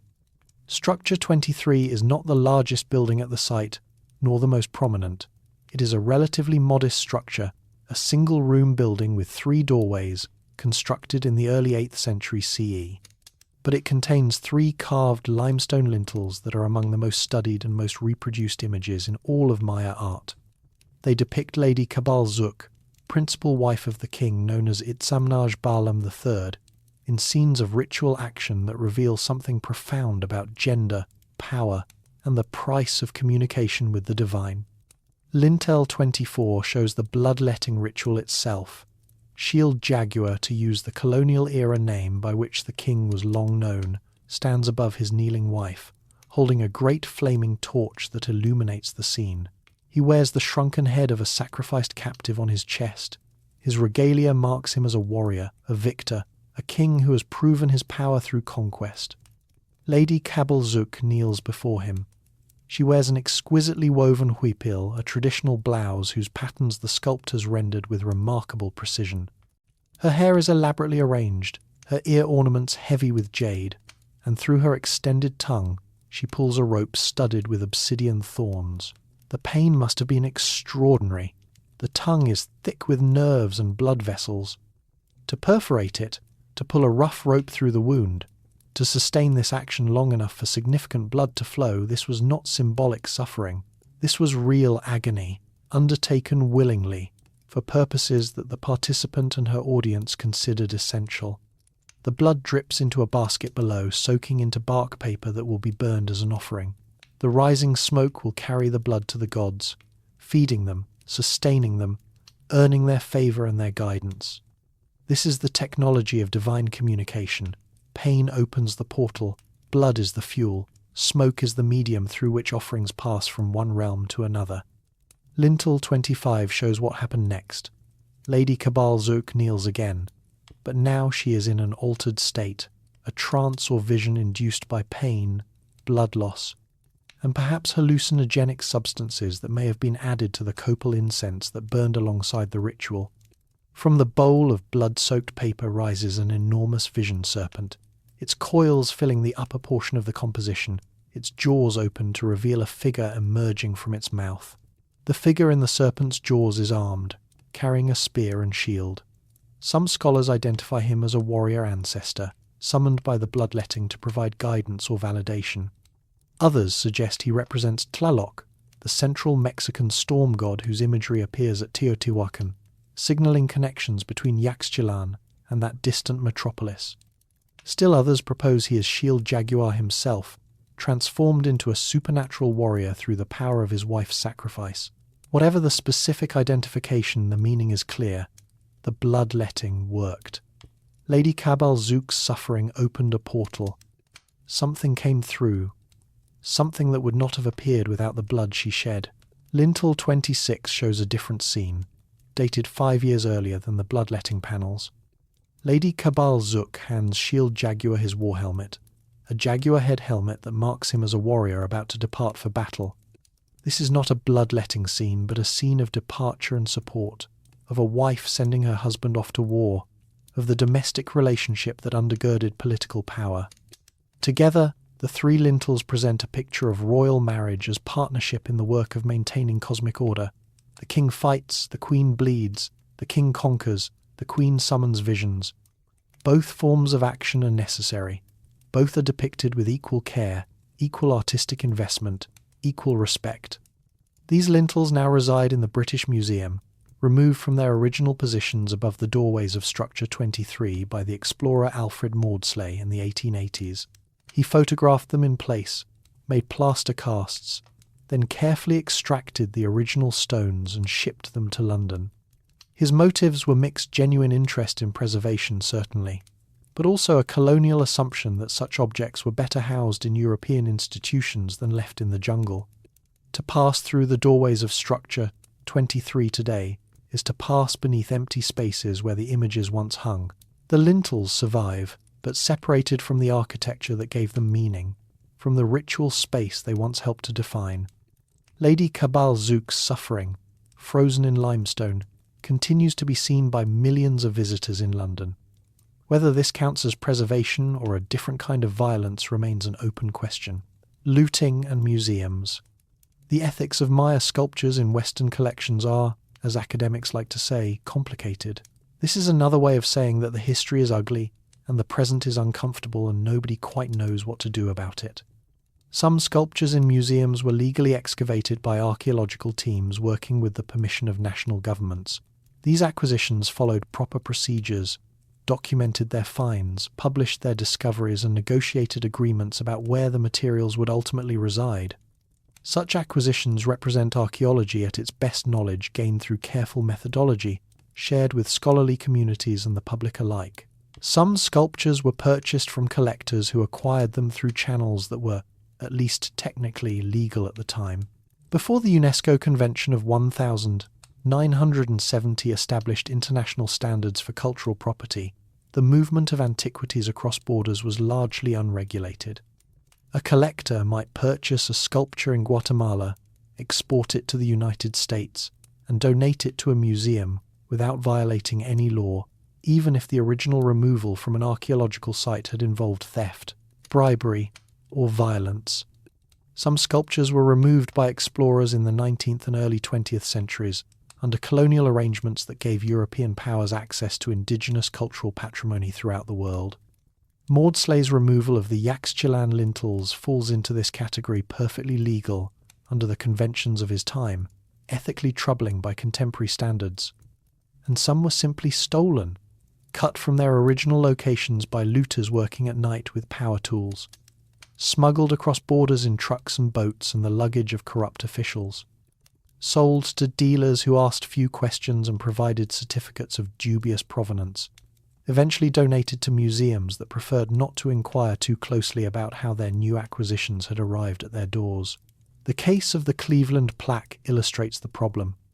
This intricately carved limestone panel, depicting a scene of royal presentation, appeared in the collection of the Cleveland Museum of Art in the 1960s. It had been sawed from a larger wall panel, probably at the site of La Pasadita in Guatemala, and smuggled into the United States. Guatemala eventually requested its return. The museum resisted, citing unclear provenance and the difficulty of proving Guatemalan ownership. Legal battles ensued over decades. The plaque was ultimately returned in 2025 after years of negotiation and the accumulation of evidence that made continued resistance untenable. But for every Cleveland plaque, for every case where documentation survives and stolen objects can be identified and repatriation can be negotiated, there are countless others where the provenance is unknown, where the sculptures passed through enough hands to obscure their origins, where the museums that hold them cannot say where they came from, and the countries that might claim them cannot prove ownership. The stones sit in climate-controlled galleries, beautifully lit, accompanied by plaques that say Guatemala, 8th century, without mentioning the night they were chiseled from their temples, the mule train that carried them to the border, the dealers and collectors and tax deductions that brought them to their current homes. Some argue that museums, whatever their acquisition's history, now serve as preservers of endangered heritage. The sculptures in London and Berlin and New York are safe from the looters who continue to attack unexcavated sites, from the poverty and political instability that make cultural preservation difficult in source countries, from the jungle that would otherwise reclaim them. There is truth in this argument, though it is truth spoken by institutions whose wealth and power derive from centuries of extraction. Others argue that the sculptures belong in the places they came from, among the people whose ancestors created them, in landscapes whose meaning they were designed to articulate. The stelae were erected in specific locations for specific reasons aligned with astronomical events, positioned in relationship to temples and plazas, integrated into spatial programs that gave them meaning. Removing them severs these connections, transforms cosmic coordinates into isolated aesthetic objects. This too is true, though it does not resolve the practical difficulties of repatriation, the disputes between national governments and local indigenous communities, the question of who speaks for the Maya. I do not know the answer. I am not sure anyone does. What I know is that every time I stand before a Maya stela in a Western museum, I am standing at the intersection of competing claims that cannot all be satisfied. The stone was carved to commemorate a moment in Maya history. It was removed to serve European and American interests. It is preserved now in a context that severs it from its origins, while making it accessible to millions who would otherwise never see it. I can admire the carving. I can learn from the inscription. I cannot pretend that my access is innocent. The jungle reclaims. For approximately 1,000 years, give or take a century depending on the site, the great Maya cities of the classic period were abandoned. Not suddenly, not simultaneously, not even completely, but gradually, inexorably, as populations declined, as political systems fragmented, as the elaborate rituals that had justified royal power ceased to be performed, the temples were left to the forest. The stelae stood alone in plazas where no one came to see them. The jungle moved in with patient inevitability. Roots probed between stones, finding purchase in mortar joints, slowly prying apart walls that had stood for centuries. Vines crept over facades, their tendrils clinging to the sculptured masks of gods. Trees sprouted in the accumulated debris on pyramid summits, their roots reaching down through the rubble, their canopies rising above the temple roofs. What had been ceremonial centres became simply forest-dense, humid, alive with the sounds of birds and monkeys and the rustle of creatures moving through the undergrowth. The Maya who continued to live in the region knew of these sights. They hunted in the forests that surrounded them, gathered medicinal plants in their shadows, told stories about the people who had built them. But the specific knowledge of which king was commemorated on which stela, which god was represented by which mask, was largely lost. The ancestors had become mysterious, their monuments impressive but illegible, their purposes unknown. When European and American explorers arrived in the 19th century, they found what they called lost cities, a phrase that reveals more about their assumptions than about the ruins themselves. The cities were never lost to the Maya. They were lost to a European imagination that could not conceive of the Maya as both the builders of these monuments and the inhabitants of the villages that surrounded them. The romance of rediscovery depended upon erasing this continuity, upon presenting the ruins as abandoned by their creators, waiting in untouched jungle for civilized observers to appreciate them. And yet there is something genuinely moving about the photographs from early expeditions, the stelae draped in lianas, the pyramid summits barely visible above the tree line, the carved faces emerging from moss and shadow. Catherwood's drawings captured this quality, the sense of a great civilization half swallowed by nature, of human achievement struggling against the relentless pressure of growth and decay. These images shaped Western perception of Maya art as mysterious, exotic, haunted by the ghosts of a vanished civilization. The perception was wrong in many ways, but it also captured something real, the vulnerability of human creation, the impermanence of even the greatest monuments, the certainty that nature, given time, will always win. The sculptures had been waiting. They had been holding their poses in the darkness of the forest, maintaining their record of events that no one living could read. The kings gazed out from their stones, seeing nothing, or perhaps seeing the slow transformation of their world, the rise of the trees, the crumbling of their temples, the forgetting of their names. And then, finally, visitors came who wanted to see them. Modern Maya and ancient stone. Approximately 7 million Maya live today in Guatemala, Mexico, Belize, Honduras, and El Salvador. They speak dozens of languages descended from the linguistic ancestors of classic Maya. They maintain cultural practices that connect them to their pre-Columbian heritage weaving techniques, agricultural methods, calendrical knowledge, spiritual beliefs, and their relationship to the ancient sculptures is complicated in ways that outsiders often fail to appreciate. For some Maya communities, the ancient sites are sacred. The stelae and temples are not museum objects or tourist attractions, but continuing presences, places where rituals are performed, where offerings are made, where connections to ancestors and deities remain active. Maya spiritual leaders, the Ajakij, the daykeepers, who maintain the traditional calendar conduct ceremonies at sites like Tikal and Iximche. They burn copal incense, chant prayers in indigenous languages, maintain traditions that the Spanish tried to eradicate centuries ago. For them, the stones are not silent relics but living parts of an ongoing relationship between the human and divine worlds. For others, the ancient sites are more complicated inheritances. The monuments were created by and for elites. The kings commemorated on stelae ruled over subjects whose labour built the temples, whose hands carved the sculptures, whose blood was sometimes shed in sacrifice. Celebrating these monuments can feel like celebrating inequality, like glorifying the powerful at the expense of the ordinary people whose names were never carved in stone. Modern Maya communities grapple with this legacy, finding ways to honor the achievements of their ancestors without endorsing the hierarchies and violences that accompanied them. And then there is the question of tourism. The major Maya sites, Chichen Itza, Palenque, Tikal, Uxmal, are global tourist attractions, drawing millions of visitors and generating millions of dollars in revenue. This tourism provides economic benefits, jobs for guides and vendors, income for communities near the sites, funding for preservation and restoration. But it also creates tensions. Who owns these sites? Who profits from them? Whose interpretation of their meaning predominates?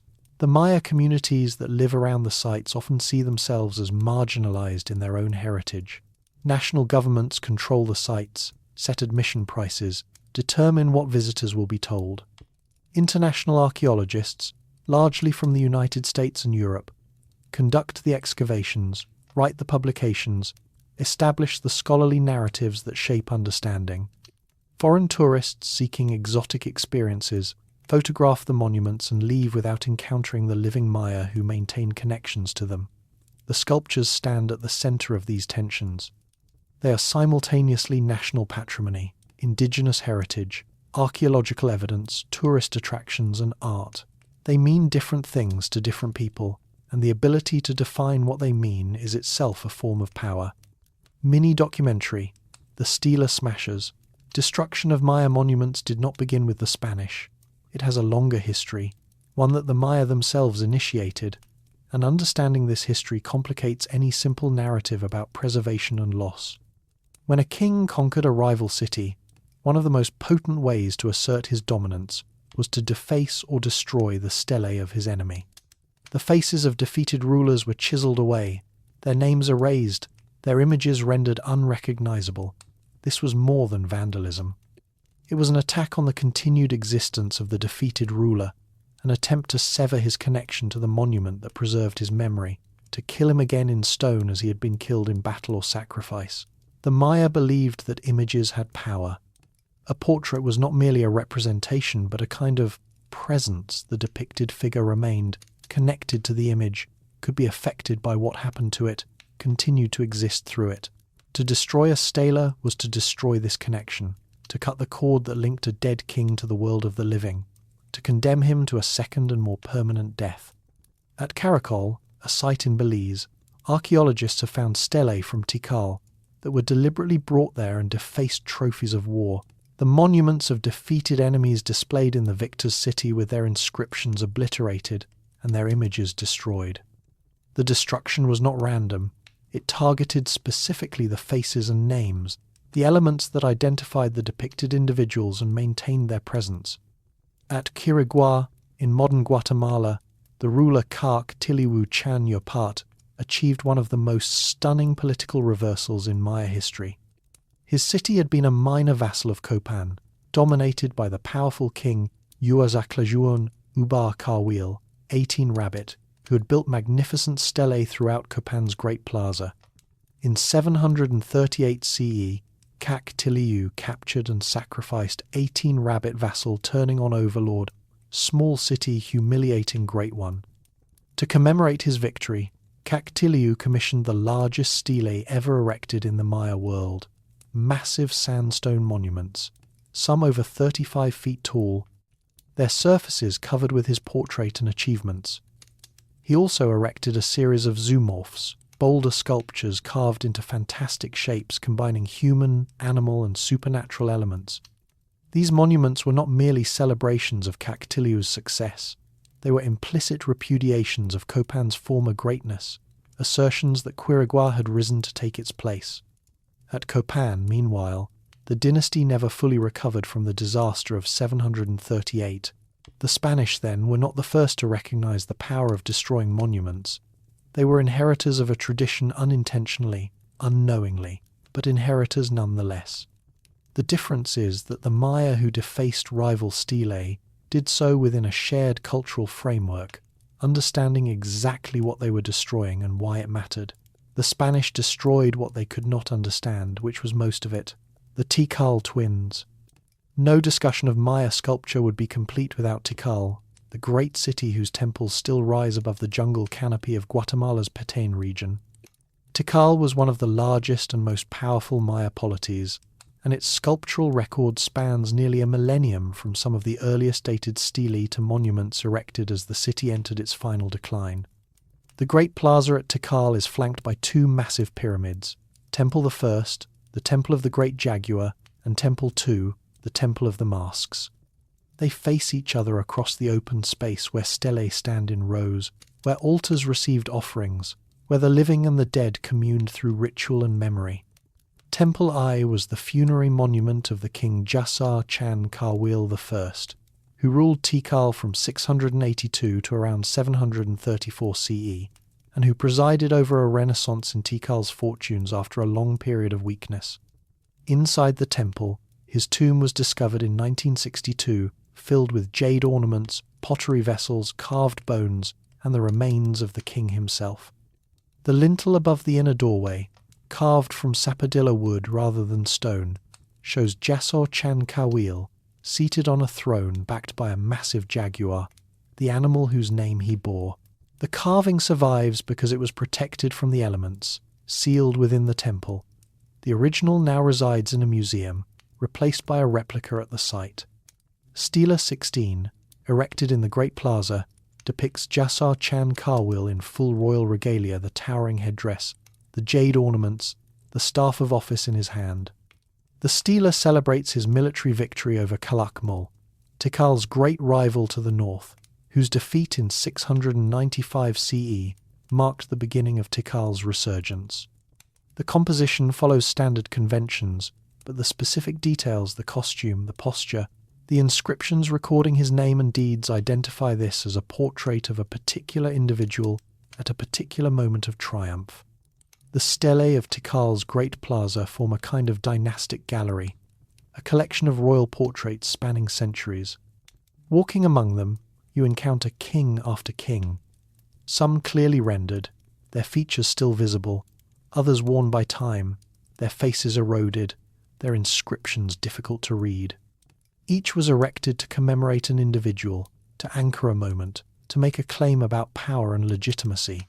Together, they tell the story of a city, its rise, its challenges, its periods of strength and weakness, its eventual abandonment. Stillness as teaching. We have covered much ground, and I want to slow down now, to think not about what the sculptures contain, but about what they ask of us, because standing before a Maya stela is not a neutral act. It is an encounter, and encounters have ethical dimensions. The sculptures are still. This is obvious, but it is worth lingering on.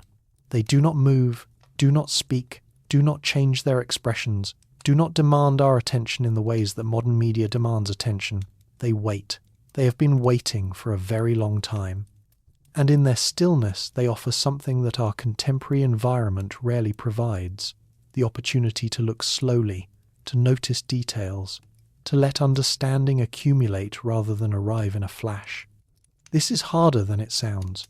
Our attention has been trained by rapid cuts and scrolling feeds and the perpetual refresh of new content.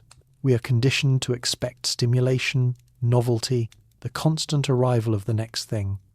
Spending 10 minutes with a single sculpture, really looking, really seeing, letting the eye move slowly across the surface, and the mind process what the eye observes, feels almost transgressive, as if we are refusing the rhythm of productivity that governs our days, as if we are wasting time that could be spent more efficiently. The sculptures do not care about our schedules. They are on a different timescale entirely, a timescale measured in centuries, in the slow weathering of stone, in the patient accumulation of moss and lichen that marks the passage of decades. They have no need to capture our attention quickly, to hold it against the competition of other stimuli, to earn our engagement through entertainment value. They simply exist, as they have existed since their creation, presenting themselves to anyone who chooses to see them. I sometimes think of Maya stelae as patient teachers. They have a curriculum, but they will not summarize it for us. They will not highlight the key points or provide bullet-pointed takeaways. They will not tell us what to think or feel. They require us to do the work of looking, of noticing, of wondering what this gesture means or why that element was included, of researching and reading, and returning again to see what we missed the first time. The education they offer is available only to those who slow down enough to receive it. This is not mysticism, it is attention. It is the recognition that some things cannot be understood quickly, that depth requires duration, that the superficial reading we give to most images is simply insufficient for images that were designed to be studied, contemplated, and interpreted over lifetimes. The Maya who created these sculptures expected them to be visited repeatedly, to be approached by viewers who already knew what they depicted, who came not for novelty but for renewal, to reaffirm connections, to remember what mattered, to stand in the presence of the ancestors and the gods. We cannot approach them in exactly that way. We are not Maya. We do not share their beliefs or their history or their relationship to the cosmos. But we can approach them with something like the attention they were designed to receive, the slow, patient, contemplative attention that allows complexity to reveal itself, the serpent bar and the two-headed vision. One of the most frequently recurring images in Maya royal portraiture is the serpent bar, a double-headed serpent held horizontally across the body of the depicted ruler. The serpent's heads face outward in opposite directions, their jaws often open, sometimes with figures emerging from their mouths. Understanding this image helps us understand something fundamental about Maya concepts of royal power. The serpent, in Maya thought, was a portal. It was the means by which communication happened between realms, between the living and the dead, between humans and gods, between the middle world and the celestial and subterranean regions that surrounded it. The vision serpent that Lady Kabal Zuk summoned through her bloodletting was this same creature rising from the offering bowl to deliver messages from beyond. When a king holds the serpent bar, he presents himself as the master of this communication. He stands at the centre, controlling the portals that open to left and right. The figures emerging from the serpent's mouths, ancestors, deities, to supernatural patrons, emerge because he has summoned them, because his ritual action has opened the channels through which they speak. The serpent bar is not merely a symbol of royal authority. It is a tool of royal function, a visualization of the work that kings actually did, mediating between realms, maintaining the cosmic connections that allowed the world to function. The horizontal orientation matters too. The serpent bar lies across the body like an axis, parallel to the horizon, connecting east and west, the directions of sunrise and sunset, of birth and death, of the sun's daily journey. The king who holds it aligns himself with this axis, positions himself as the fixed point around which the daily cycle turns. He is not merely ruling his city, he is participating in the governance of the cosmos itself. This image appears on stela after stela, lintel after lintel, across centuries and hundreds of miles. Its persistence suggests how central this concept was to Maya political thought. Kings were not simply powerful men who had accumulated wealth and military strength. They were conduits, channels, points of connection between the visible and invisible worlds. Their power derived not just from what they controlled, but from what they mediated, the relationships with ancestors and deities that they alone could maintain. What the stones ask of us. What does it mean to stand before a sculpture that has waited 1,000 years to be seen? This is the question I keep returning to, and I do not think it has a single answer. The king who commissioned the stela expected to be remembered. He expected that future generations would look upon his image, read his name, know of his deeds. To some extent, he got what he wanted. We are remembering him now, in this moment, as you read or listen to these words. The monument worked. It did what it was designed to do. But the king could not have anticipated us, could not have imagined the specific circumstances under which we would encounter his image. He did not know about museums, about archaeology, about the collapse of his civilization and the conquest that followed and the slow centuries of recovery and rediscovery. He did not know that his monument would be removed from its plaza, shipped across an ocean, placed under artificial lighting in a climate-controlled gallery, viewed by people who do not speak his language, do not share his beliefs, do not even know, in most cases, how to pronounce his name. We are not the audience he intended. We are something else, accidental viewers, curious strangers, participants in a relationship that neither party chose. And yet here we are, standing before the stone, trying to understand. I think the sculptures ask us, first, for humility. They remind us that civilizations rise and fall, that the greatest achievements of one era can become the incomprehensible relics of another, that our own monuments and texts and digital archives may someday be as mysterious to future people as these glyphs were to 19th century explorers. We are not the end point of history. We are a moment in it, no more permanent than any other. They ask us, second, for effort. The meaning is there encoded in the glyphs, embodied in the postures and gestures and regalia, available to anyone willing to do the work of learning how to read it. The sculptures do not yield their secrets to casual glances. They reward study, patience, sustained engagement. They remind us that understanding is not automatic, that cultural literacy takes time, that the easy reading is often the wrong one. They ask us, third, for something like acknowledgement. These were made by human beings, not by primitive peoples, not by mysterious ancestors, not by an exotic other, but by individuals as complex and intelligent as ourselves, working within systems of belief and power that made sense to them, even if they seemed strange to us. To see the sculptures clearly is to see the Maya clearly, as historical actors, as creative artists, as people who laughed and suffered and hoped and died, whose lives were as real as our own, even if they are now unreachable, except through these traces they left in stone. And they ask us, finally, for attention, for the slow, patient looking that these images were designed to receive, for the willingness to stand still, to let the mind quiet, to notice what emerges when we stop rushing from one thing to the next. The sculptures have all the time in the world. They are in no hurry. The question is whether we can match their patience. Closing section. We have travelled far tonight through plazas and temples, through millennia of history, through the difficult terrain of colonial destruction and contemporary ethics. We have met kings and queens, sculptors and scholars, conquerors and survivors. We have stood before stelae that record moments in time more precisely than we often record our own moments, and we have acknowledged how much we still do not understand. The Maya continue. This is perhaps the most important fact, and one that is easy to forget amid discussions of ancient art and archaeological sites. 7 million people carry forward traditions that began long before the Classic period and persisted through conquest, colonization, genocide, and all the casual violence of history. They speak languages descended from the languages carved on these stones. They maintain practices that connect them to the ancestors we have been discussing. They are not relics of a vanished past, but living communities with their own concerns, their own struggles, their own relationships to the monuments that tourists come from around the world to see. The sculptures we have discussed are not orphaned relics. They have descendants, inheritors, people for whom they remain meaningful in ways that we, as outsiders, can only partially grasp. When a Maya daykeeper burns copal at Tikal, praying in a language the ancient kings would have understood, they are not engaging in nostalgia or reconstruction. They are continuing a practice, maintaining a relationship, keeping alive something that the Spanish tried to kill and that 5 centuries of colonialism failed to destroy. What then do we take away from this long night with the stones?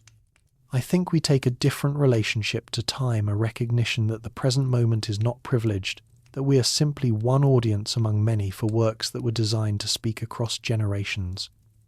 I think we take a heightened awareness of how much labour, how much skill, how much belief went into creating objects that we too often pass in museum galleries without a second glance. I think we take a sense of the complexity of human achievement, the beauty and the violence, the spirituality and the politics, the creativity and the coercion, all carved into the same stone.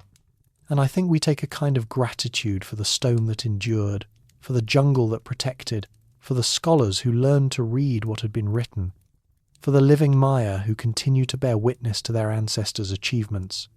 So much was lost, so much was deliberately destroyed, and yet these images remain, speaking across the centuries to anyone who will listen. The sculptures were never silent, they were speaking constantly. They are speaking still, And what they say, in the end, is this: we were here, we made this, we believed it mattered, remember us. Stone does not forget, stone does not forgive.